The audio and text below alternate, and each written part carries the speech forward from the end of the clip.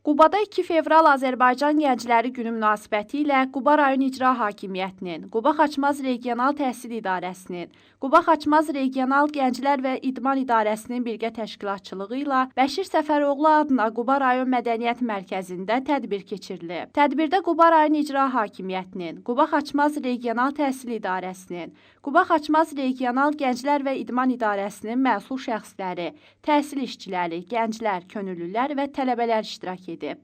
Əvvəlcə mərkəzin fayesində təşkil olunmuş sərgiyə baxış keçirilib. Sonra isə tədbir rəsmi hissə ilə davam edib.